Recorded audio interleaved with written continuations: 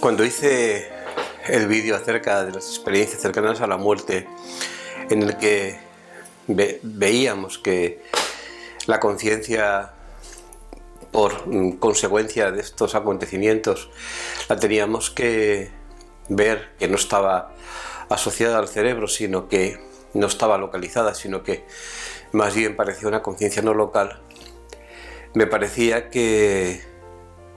después de terminar el vídeo que había sido un poco pobre y pensé en realizar un segundo vídeo hablando un poco de las experiencias cercanas a la muerte y al final pues leyendo un pequeño relato de un niño.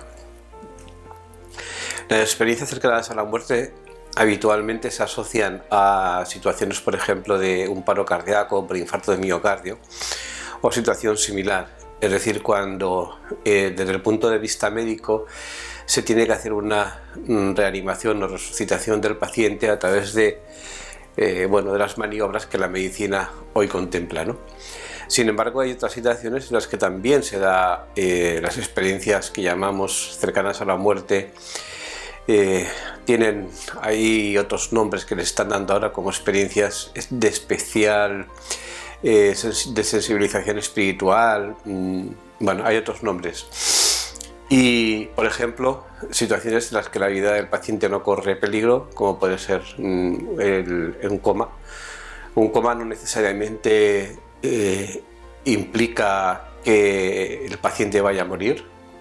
Pudiera ser que no reviviera o que no saliera del coma, pero en el momento que está en el coma no hay una situación de muerte previsible, no hay una resucitación, no hay lo que se da en las situaciones de paro cardíaco.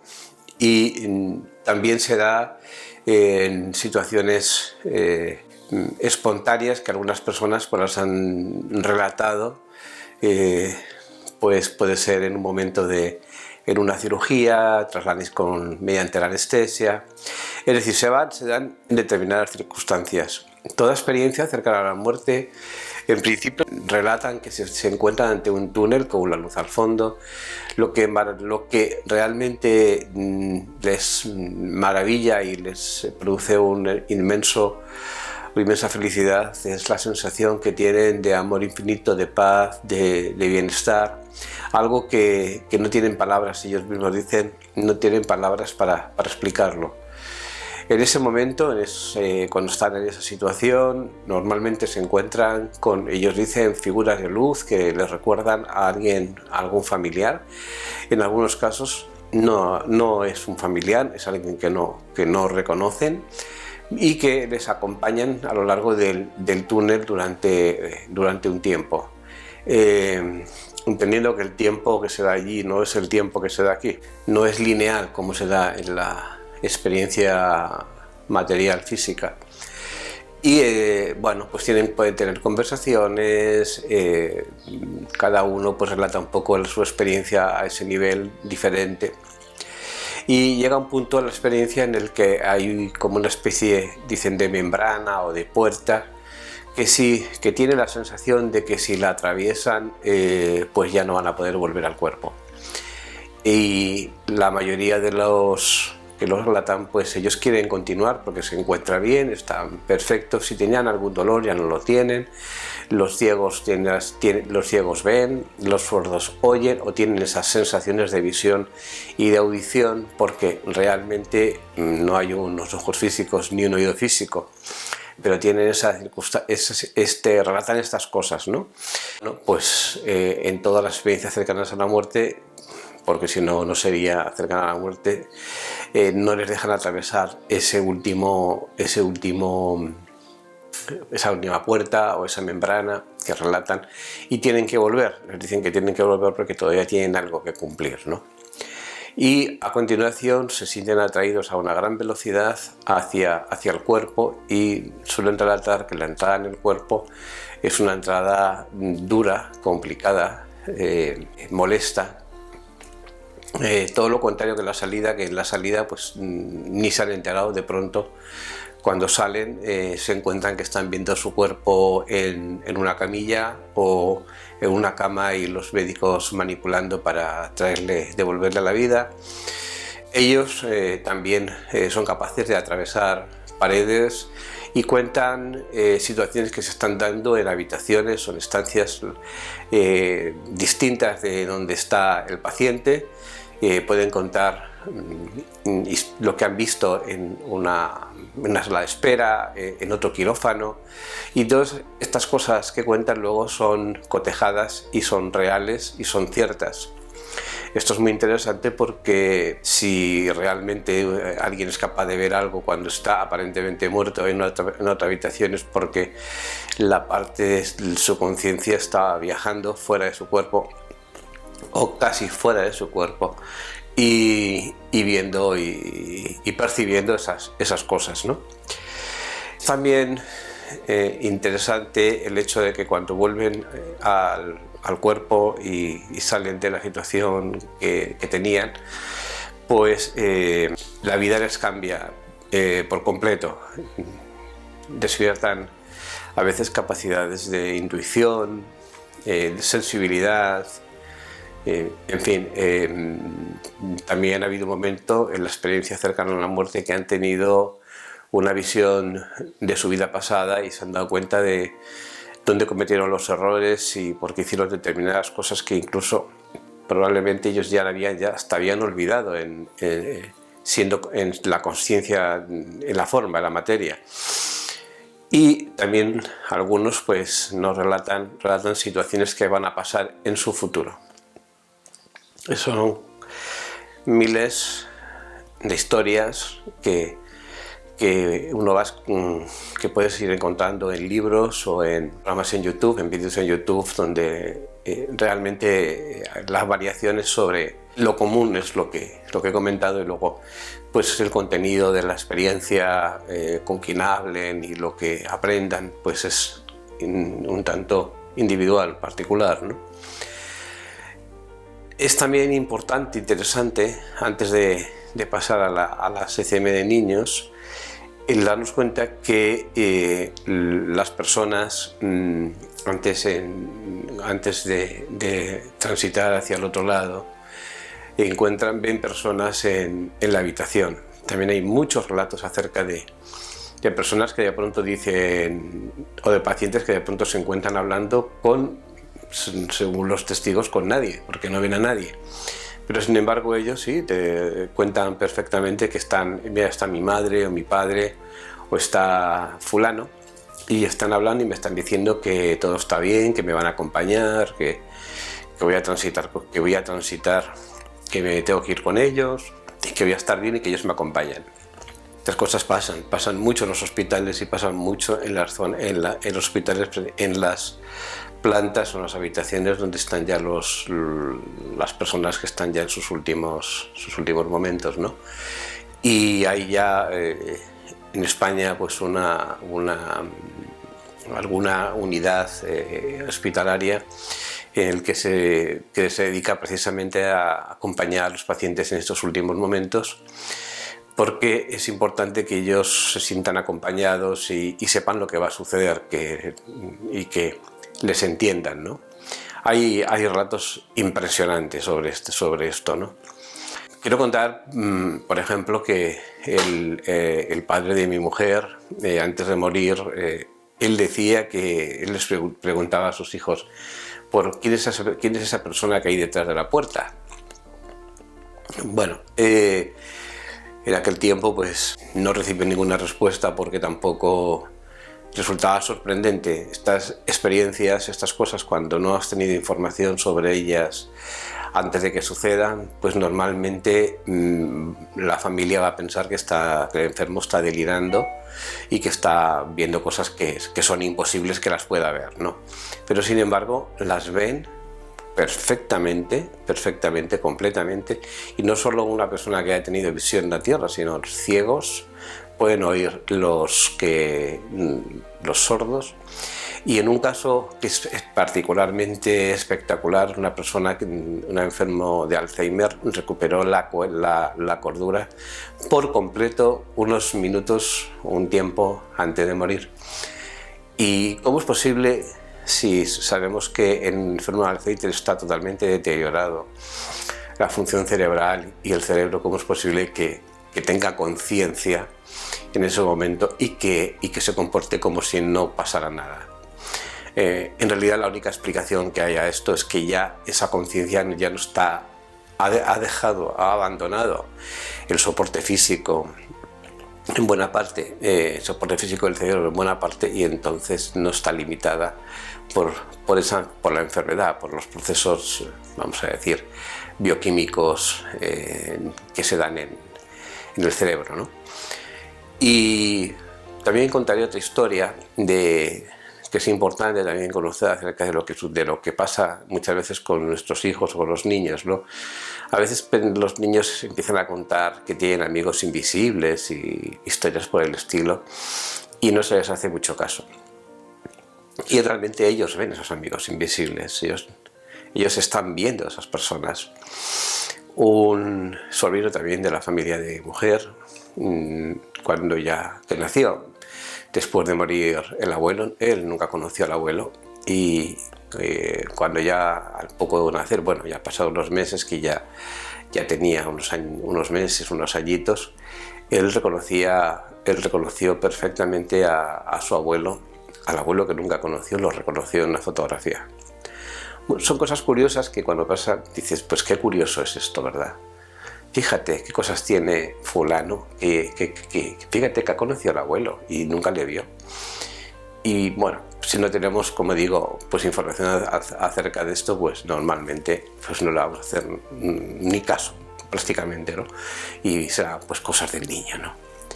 Y por último voy a terminar con un relato. Es un relato importante, voy a coger el libro, que cuenta Pim Van Bomen en el libro este que te mostré el otro día, y acerca de las ECM en los niños. Es cortito. A veces los detractores de las ECM pues dicen que los pacientes que tratan ECM, como ya se han escuchado tantas experiencias por parte de otras personas, podrían dejarse influir por esos relatos, ¿no? O incluso, en el peor de los casos, hasta inventárselos, ¿no? Bien, se puede pensar todo.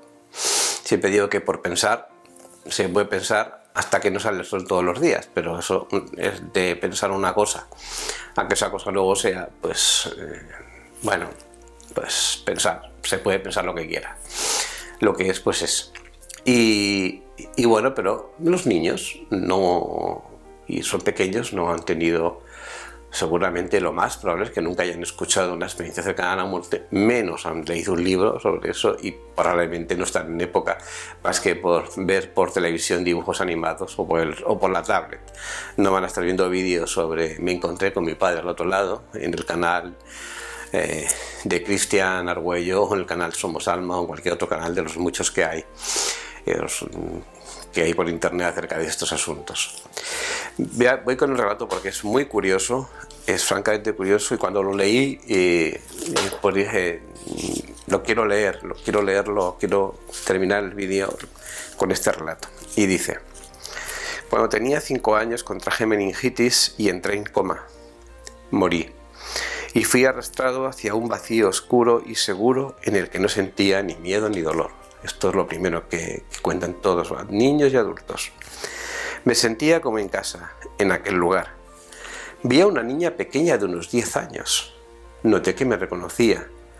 Nos abrazamos y me dijo: soy tu hermana. Morí un mes antes de que tú nacieras. Me pusieron el nombre de la abuela. Nuestros padres me llamaban por el diminuto Rieche. Me besó y me recorrió una sensación de calidez y amor. Y me dijo: ahora debes continuar. De sopetón me encontré otra vez en mi cuerpo. Abrí los ojos y vi las miradas de felicidad y alivio en el rostro de mis padres. Cuando les conté mi experiencia, en un principio la desecharon, considerando que había sido un sueño. Hice un dibujo del ángel de mi hermana, el que me había dado la bienvenida, y repetí todo lo que me había dicho. Mis padres quedaron tan impactados que les entró el pánico.